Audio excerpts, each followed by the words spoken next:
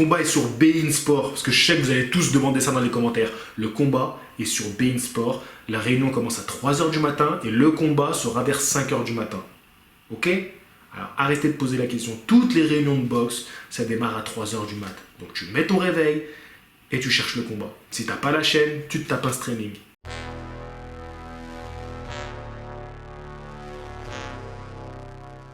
Vous avez voté à quasiment 50% pour une victoire de Golovkin par KO. Salut les disciples de la boxe. Alors on se retrouve pour une vidéo assez courte. Je vais faire une vidéo supporter. Ouais, cette fois je vais juste vous dire qui je vais supporter pendant ce combat-là entre Saúl Alvarez et Gennady Golovkin. Comme pour le premier combat, c'est toujours aussi dur de choisir. Pour le premier, j'avais beaucoup de mal à choisir un camp. Et aujourd'hui, c'est un peu la même chose, mais il y a un facteur qui fait que j'ai choisi mon camp. Dès que j'ai su que le deuxième combat allait avoir lieu, dès que j'ai su que Alvarez était dopé, j'ai choisi mon camp. Et mon camp, c'est Golovkin. Alors oui, on va me dire, ouais, mais Golovkin, il est tout aussi dopé. Peut-être, mais tant que tu ne me donnes pas la preuve de sa culpabilité, je ne l'accuserai pas. Donc aujourd'hui, je suis team Golovkin. Et c'est pas trop dur pour moi de choisir Golovkin parce que de toute façon je l'aime beaucoup. Et vous savez quoi, dans des grands événements comme ça, j'essaie toujours de choisir un boxeur à supporter. Parce que, je sais pas, il y a un côté plus excitant quand tu choisis une team.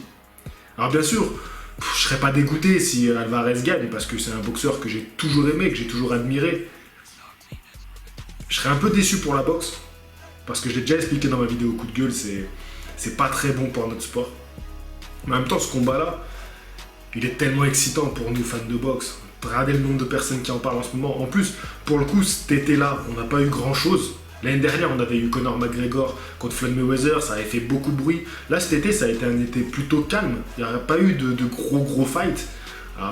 C'est vrai, on a eu le retour de Tyson Fury, on a eu le clash avec Wilder, mais c'était plus du drama, c'était plus on aurait dû une série à la con. Là, on a un vrai gros combat qui met en jeu des pointures de la boxe. Et on sait que c'est les combats qui vont marquer notre décennie. On sait que c'est ces combats-là qu'on va retransmettre à travers les prochaines générations. Donc on a envie de les vivre à fond, on a envie de les vivre pleinement. La preuve, c'est que l'année dernière, quand il y a eu le combat entre Golovkin et Alvarez, je vous avais dit dans la vidéo que j'avais repoussé un rencard avec une demoiselle. Et j'ai eu du bol, cette demoiselle, je suis encore avec elle aujourd'hui. Donc vous voyez, j'ai eu de la chance, malgré le fait que j'ai repoussé pour de la boxe, les gars, pour de la boxe. J'ai repoussé un rencard. Je vous le déconseille, hein. Même si vous êtes des passionnés comme moi, je vous le déconseille. Je sais pas, votre vie sociale et affective est censée être plus importante, mais bon, pour moi j'ai pas réussi. Dis-moi si toi aussi t'es comme moi et que pour tes passions, t'es prêt à repousser des rendez-vous avec des amis ou avec des filles. Team Golovkin, je pense pas qu'il y aura un KO. Je vois pas ce combat-là se finir sur un KO, ça va se finir au point. Punaise, vous êtes tellement des mauvaises langues. Vous dites que si ça va au point, c'est forcément Alvarez qui va gagner. Je sais pas, vous savez, c'est tellement dur de juger un combat. Alors je dis pas qu'il y a pas de triche, il n'y a pas de magouille dans la boxe, je suis le premier à le dénoncer. Mais franchement, c'est dur de juger un combat. Donc soyez pas si dur envers les juges. Je vous mets au défi d'aller dans une salle de boxe, de juger avec le public, avec... Enfin voilà, t'es là, tu regardes le combat, t'as pas tous les angles de caméra comme t'as toi à la télé, tu vois beaucoup mieux dans ta télé le combat. Donc c'est pas si simple, c'est pas si simple. C'est pour ça qu'ils sont 3, c'est pour ça qu'on remet la décision à la majorité. Le match nul, il n'était pas si volé que ça. Il n'était pas volé du tout, à mon humble avis. Mais là, il n'y aura pas de match nul. Je vous déteste les 3% qui ont mis le match nul dans mon sondage. Vous êtes fous, non, pas match nul. Voilà, donc voilà, classement, c'était... en premier, vous avez dit Golovkin par KO. Ensuite, vous avez dit Golovkin au point. Moi, je vois ça, je vois Golovkin au point. Dans un combat très dur.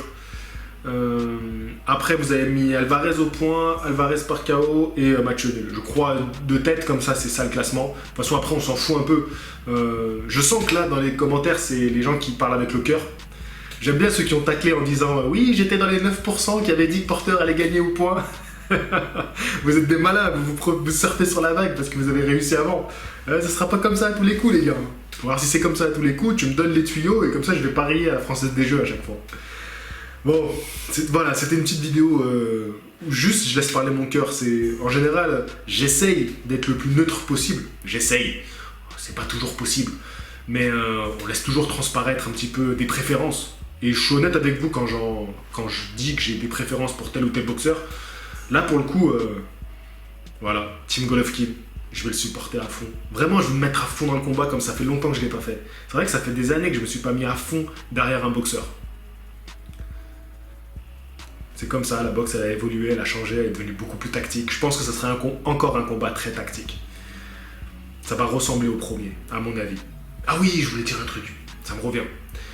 Là, il a circulé des photos où on montre Alvarez l'année dernière et on met des photos comparées à maintenant en montrant qu'il est plus sec. Vous savez, l'année dernière, il y a une photo qui a fait le tour des réseaux, une photo en noir et blanc d'Alvarez super balèze.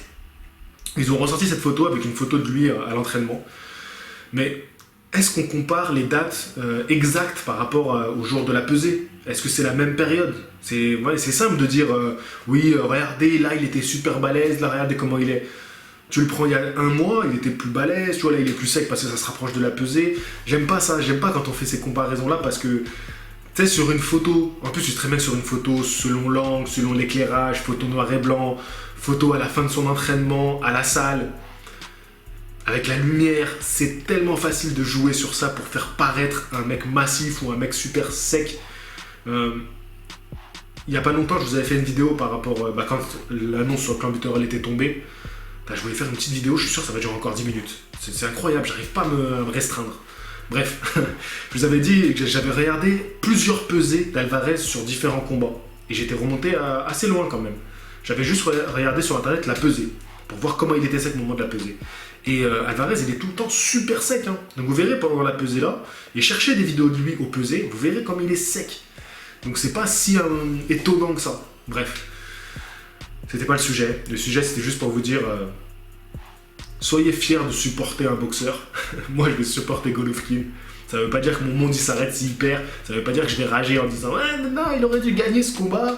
J'ai compté plus de coups donnés plus rapidement, avec plus de poids. Allez, c'est bon, c'est bon. C'est comme Garcia, il a fait le rageux là sur les réseaux. Il a dit oui, j'ai re-regardé le combat, c'est moi qui donne le plus de coups précis. Ouais, d'accord. Moi j'ai regardé le combat, le plus de pas en avant, si je soustrais par rapport aux pas en arrière, c'est Sean Porter qui les a fait. Ça va, arrête. T'as perdu ce combat, il fallait en donner plus, mec. Hein. Ce que t'as fait en fin de combat, c'était mieux. Voilà. Bref. C'est sur le ring qu'il faut répondre. C'est facile hors dehors du ring. C'est facile. Laissez-moi un commentaire, ça me fait toujours plaisir de vous lire. N'hésitez pas à me contacter sur Instagram. Parlez-moi aussi de l'avant-combat, ce que vous en pensez. Il y a un peu de tension entre les boxeurs, mais ça reste bon enfant, je trouve. Mais il y a plus de tension. Je sens que... J'ai l'impression que c'est Alvarez qui est le plus tendu. Il essaie de faire sortir de ses gonds Golovkin. Il n'y arrive pas bien. J'en parlais justement avec un abonné il n'y a pas si longtemps. Il me parlait de Sugar Ray Leonard contre Marvin Hagler au niveau de cette tension qu'il y a eu avant le combat. Et bon, bref. C'est vrai qu'il y a de la tension, mais j'ai l'impression que la nervosité elle est plus du côté d'Alvarez. Alors, est-ce qu'Alvarez il va pas sortir de ses gonds pendant le combat? Est-ce qu'il va nous donner un combat de ouf? Je sais pas. Allez Golovkin, fighting!